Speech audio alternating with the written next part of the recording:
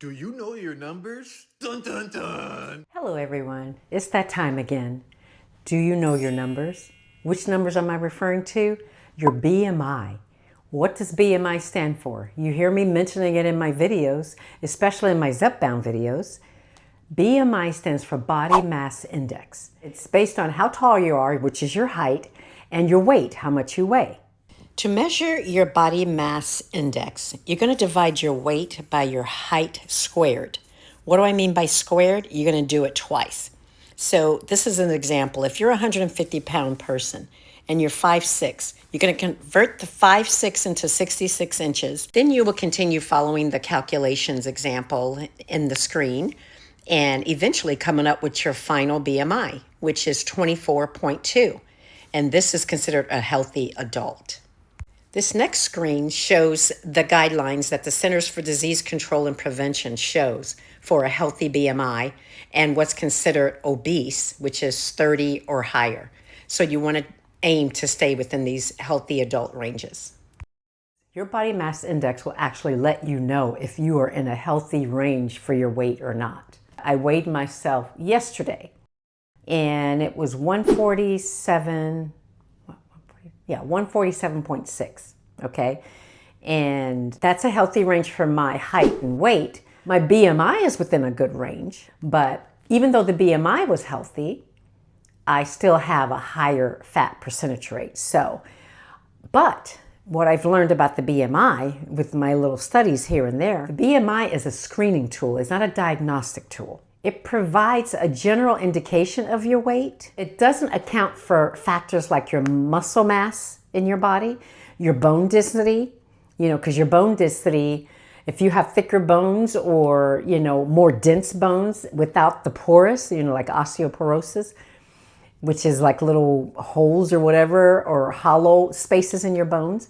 If you have more dense bones, solid bones, then you would definitely be heavier than a person who has osteoporosis, who has porous bones or little hollow spaces in their bones. And during my research, I found that for older adults, a higher BMI, say around 25 to 29.9, actually may be acceptable because it may be associated with better health outcomes for that older adult. Sometimes you will find doctors that will want their patients to have a little extra BMI. If you come in and you're too thin, your doctor is going to warn you about that and say, okay, well, you're too thin. You need to put on a little bit more weight because it does equal better health outcomes for that patient. So, of course, in this case, according to your BMI, which is your body mass index, it is best to contact your healthcare professional, your nurse practitioner, your physician assistant, your doctor, and ask them what is their personalized advice for your particular BMI, for your body mass index. What do they recommend according to your particular height and your weight? And are you within that healthy range? A healthy BMI for an adult, BMI, that's the body mass index. A healthy BMI would be 18.5 to 24.9. An overweight adult would be 25 to 29.9, okay, around that range. And an underweight adult would be a BMI less than 18, okay? Less than 18 or 18.5, okay? And an obese adult is a BMI greater than 30. So if you have a BMI greater than 30, you're considered an obese adult. And you definitely want to take the steps to try to bring that down into a healthier range. And you know what I've been doing. I've never been in that range. I was more within this range, the overweight range, 25 to 29.9 for my height, because I shared my journey with you guys with the Zepbound. When I started, actually, right after Christmas, I had skyrocketed up to like 183 pounds. And then I brought down some of the weight, but then I kept teetering around 178, 179. And it was just painful. It's like I could not lose the weight. And I tried everything. Well, I didn't try everything. When I finally begged my doctor to let me do the Zepbound, to actually put me on the Zepbound that can kind of help me jumpstart my weight loss journey. He was like, well, you're not heavy enough. I'm like, what do you mean? I'm considered overweight.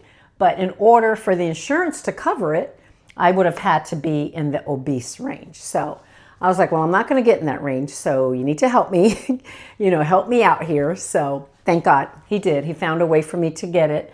Well, I had to pay for it, but I feel healthier now because I am within a better range. Okay.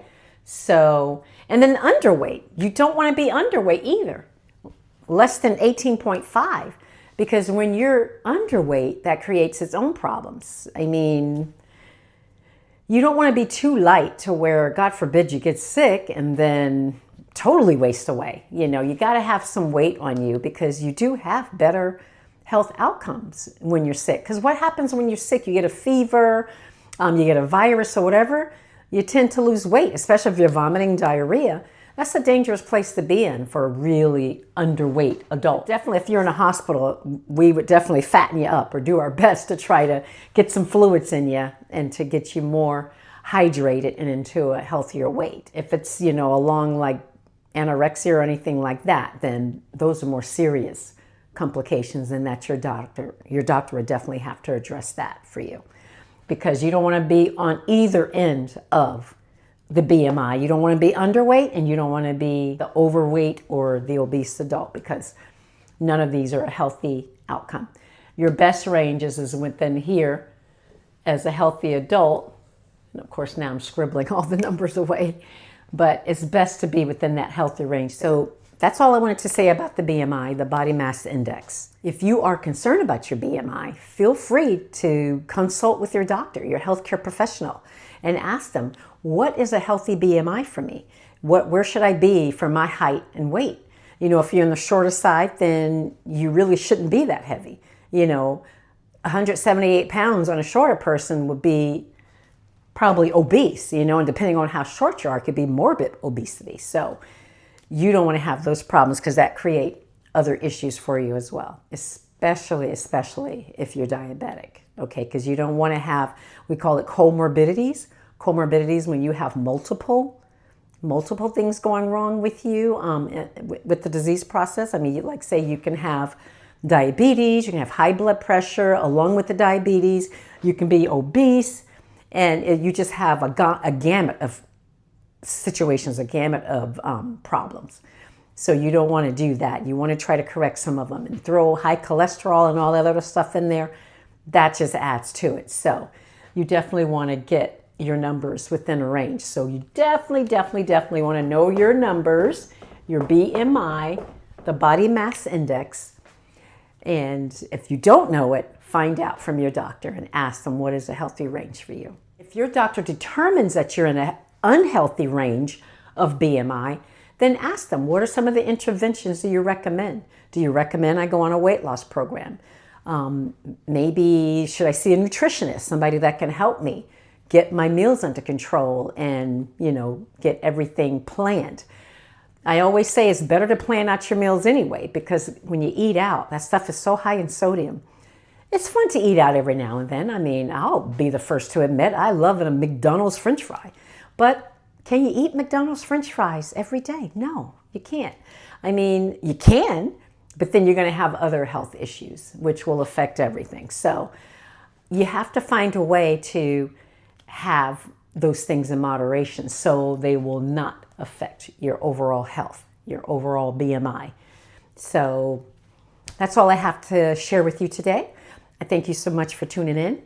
And I want you, if you don't know what your BMI is, find out what your healthy weight is, and then have your doctor measure you when you go in there. Because not all doctors will measure you. I mean, when I go for my physical exam, I think the last time I was measured, my height was a couple of years ago when they said, oh, you're 5'6", 0.5. I'm like, 0.5? Where'd that come from?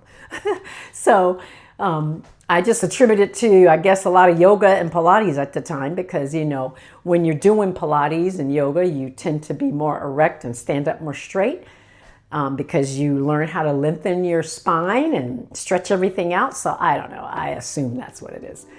But that's why I say just find out what's best for you. And Thank you so much for tuning in. Thank you for subscribing. If you haven't done so already, hit the subscribe button, please. I appreciate you because it really helps my channel. And like and share. That really helps the channel. So I appreciate all of you. And just continue to stay on top of that. And know your numbers and stay healthy. Is what do I say? If you're healthy, you're wealthy. So you enjoy your day. Thank you again. This has been Nurse Sabrina Clayton.